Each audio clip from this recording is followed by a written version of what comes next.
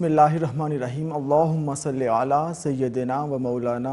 محمد و علی آلہ و صحبہ وبارک وسلم وصلی علیہ۔ السلام علیکم ناظرین، رمضان اور پیغام کے ساتھ میں ہوں آپ کا میزبان وقاص علی۔ ابر باری برس رہی ہے، بن مانگے ہی عطائیں ہیں، یہ وعدہ رب محمد ہے، مقبول تمہاری دعائیں ہیں۔ ناظرین، میرے ساتھ اسٹوڈیو میں جو مہمان شخصیات تشریف فرما ہیں، ممتاز عالمہ تشریف فرما ہیں محترمہ راضیہ نوید صاحبہ، السلام علیکم، خوش آمدید۔ ان کے ساتھ ثنا خان رسول سفیر مصطفیٰ ہمدمی، السلام علیکم، خوش آمدید۔ ناظرین، آج ہم بات کریں گے جب انسان اس دنیا میں ہے، اس دنیا میں کامیابی کے لیے، کامرانی کے لیے اور اوج ثریا پر پہنچنے کے لیے ہر وہ کام کرتا ہے جس سے اس کو عزت بھی ملے، شہرت بھی ملے، نام بھی ملے، مال بھی ملے، مگر وہ رستہ جو نجات کا رستہ ہے، وہ رستہ جس کو قرآن کہتا ہے کہ اس پر چلو گے تم پر انعام کیا جائے گا، تم رب کے خاص بندے بن جاؤ گے، تجھ پر اتنی رحمت ہوگی، اتنا کرم ہوگا کہ کرم کی بارش برسے گی، عنایات کی بارش ہوگی۔ وہ رستہ ہمیں قرآن بتلاتا ہے کہ اس پر چلو گے، دنیا میں بھی کامیابی تمہارے قدم چومے گی، آخرت میں بھی تم کامیاب و کامران ہوں گے۔ آج ہم بات کریں گے کہ وہ رستہ کن لوگوں کا ہے، نجات کن کو ملتی ہے، کامیاب کون ہوتا ہے۔ قرآن و سنت کی روشنی میں ہمارے سامنے بیان کریں گی محترمہ راضیہ نوید صاحبہ۔ آپ فرمائیے گا کہ مغفرت ہے، مغفرت کا حصول کیسے ہو، کیسے اللہ کی بارگاہ میں ہم توبہ استغفار کریں کہ اس کے خاص بندے بن جائیں؟ اعوذ باللہ من الشیطان الرجیم، بسم اللہ الرحمن الرحیم۔ وقت سب سے پہلے تو میں اس تصور پہ بات کرنا چاہتی ہوں جو اللہ رب العزت اور دین اسلام کے علاوہ ہمیں کسی اور جگہ دیکھنے کو نہیں ملتا۔ صحیح، ٹھیک ہے۔ آپ دیکھیے کہ اللہ رب العزت کی ایک بڑی محبت ہے اپنے بندوں کے ساتھ کہ اس باری تعالیٰ نے اگر انسان گناہ کرتا ہے تو کبھی بھی اس کو یہی نہیں ہے کہ اس گناہ کا ہمیشہ اس کو سزا ملے گی، بلکہ اللہ رب العزت نے اس طرح کے راستے انسان کے لیے کھول دیے کہ اگر وہ گناہ کرتا ہے اور اس کے بعد وہ پشیمان ہوتا ہے، نادم ہوتا ہے، تو اللہ تعالیٰ پھر اس کے گناہوں کو معاف بھی کر دیتا ہے۔ صحیح۔ میں سمپل سے اگر ایک ایگزامپل دوں، آپ دیکھیے کہ جب ایک انسان پیپر دیتا ہے اور ہم کہتے ہیں کہ دنیا ہمارے لیے جو ہے وہ آزمائش کی جگہ ہے جہاں پر ہم امتحان دے رہے ہیں اور ہمیں آخرت میں اس کی جزا ملے گی۔ اب پیپر جب ایک انسان دیتا ہے تو وہ جو کچھ لکھ دیتا ہے وہ سب ختم ہو جاتا ہے، بس اس نے ایگزامینر کے حوالے کر دیا، جو رزلٹ بھی آئے گا وہ بعد میں اس کو فیس کرنا پڑے گا۔ لیکن اللہ تعالیٰ نے اگر اس دنیا کو ایک آزمائش گاہ بنایا تو یہ نہیں کہ آپ نے دنیا میں جو کچھ کر دیا اب وہی کچھ آپ کو آخر میں بھگتنا پڑے گا، بلکہ اللہ نے اس کے لیے ایک آپشن رکھی، ایک راستہ کھلا رکھا کہ اے بندے اگر تجھے زندگی میں کبھی بھی کسی لمحے اس بات کا احساس ہو جاتا ہے کہ تم نے گناہ کر دیا ہے تو اس کا ایک راستہ ہے کہ تم میرے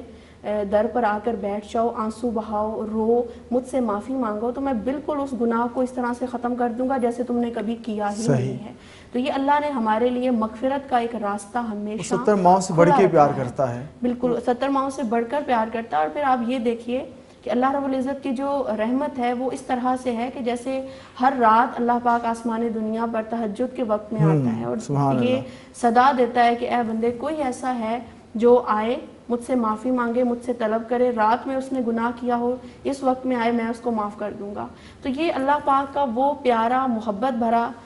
ایک رخ ہمارے سامنے آتا ہے کہ جس میں ہمارے لیے مغفرت ہے۔ پھر آپ دیکھیے کہ اللہ رب العزت نے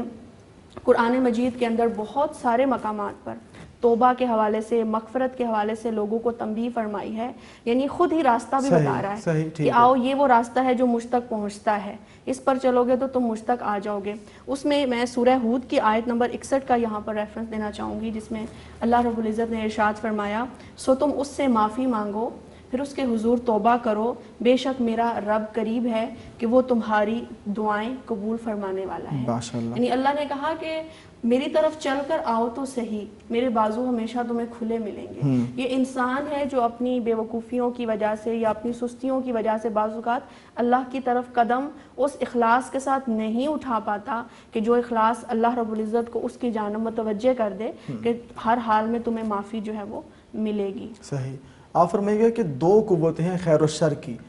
انسان میں جو زیادہ غالب آ جائے، جو شر کی قوتیں اتنا حملہ کرتی ہیں، رمضان المبارک کا یہ بابرکت مہینہ ہے، شیاطین بھی جکڑ لیے جاتے ہیں، تو اس ماہ مقدس میں ہمیں کیا ایسا کرنا چاہیے کہ اس کے بعد ہماری زندگی سنور جائے اور جو نجات کا رستہ ہے ہم اسی پر چلیں، جس کے بارے میں ہم دعا بھی ہر نماز میں مانگتے ہیں کہ مولا اہدنا الصراط المستقیم، سیدھا رستہ دکھا۔ وہ سیدھا رستہ کیا ہے؟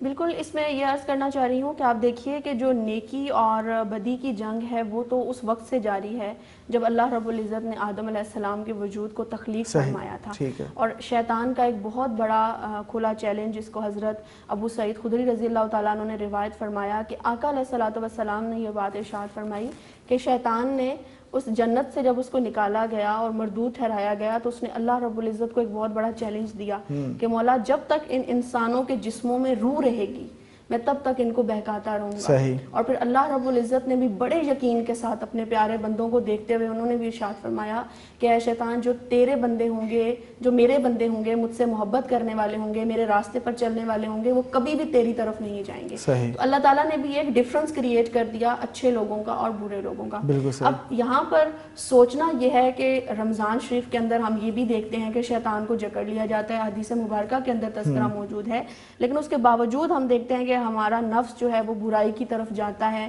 ہم معاشرے کے اندر بہت سارے گناہ، بہت سارے برے کام ہوتے ہوئے دیکھتے ہیں۔ تو پھر ہمیں سوچنا ہوگا کہ کس روزے کے حوالے سے یا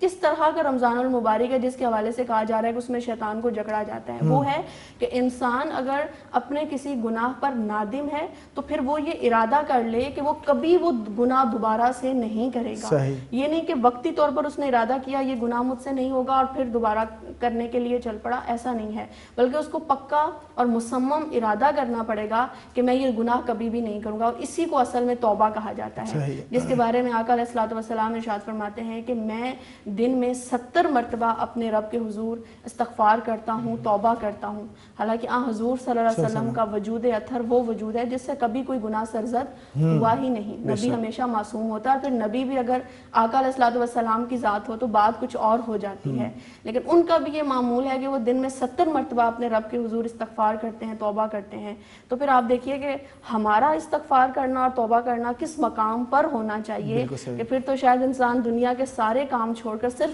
خدا سے معافی مانگے کہ بھئی یا باری تعالیٰ جو گناہ ہم سے جاننے میں یا انجانے میں ہو گئے اس پر تو ہمیں معاف فرما دے۔ تو رمضان شریف میں خصوصی طور پر ان چیزوں کا لحاظ اور خیال رکھنا چاہیے کہ کوئی ایسا کام نہ ہونے پائے کہ جس میں اللہ رب العزت کی ناراضگی پوشیدہ ہو، اور ہر حال میں اس کو اس قابل بنائیں کہ ہم اللہ رب العزت کی رضا، اس کی خوشی حاصل کر سکیں، اور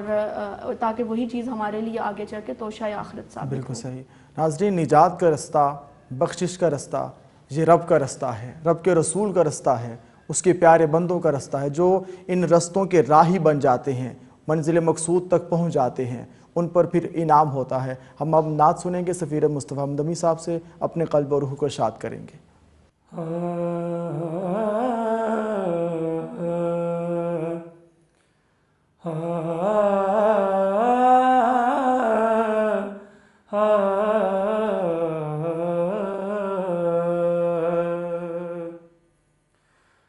حدود طائر سدرا حضور جانتے ہیں، کہاں ہے عرش مولا حضور جانتے ہیں، انہیں خبر ہے کہیں سے پڑھو درود ال پر،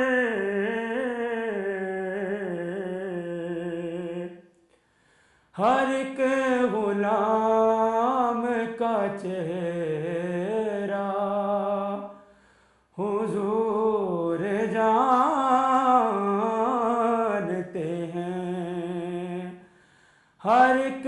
غلام کا چہرہ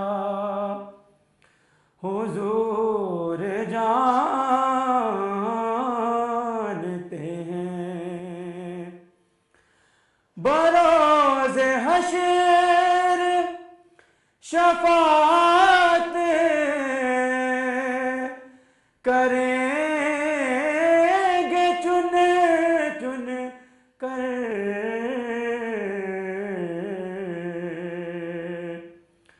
بروز حشر شفاعت کریں گے چن چن کر ہر ایک غلام کا چہرہ حضور جانتے ہیں پہنچے کے سدرہ پہ روح الامین یہ کہنے لگے یہاں سے آگے کا رستہ حضور جانتے ہیں قیامت آئے گی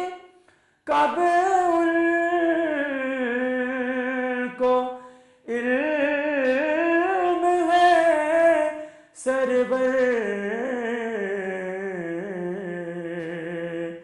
نمود کل کا بھی لمحہ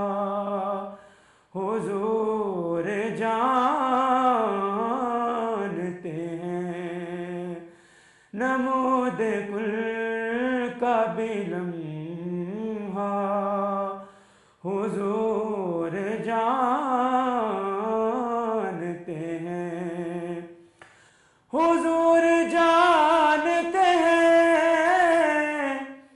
حضور جانتے ہیں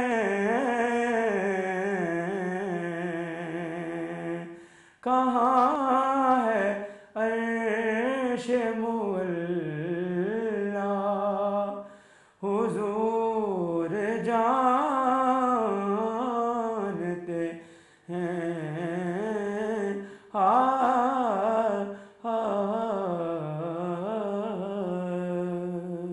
وہ سب کچھ جانتے ہیں اور جو ان کو پہچانتے ہیں اور ان کے نقش پر چلتے ہیں وہی رستہ نجات کا رستہ ہے۔ یہاں وقت ہوا بریک کا، ملتے ہیں بریک کے بعد، رہیے گا ہمارے ساتھ۔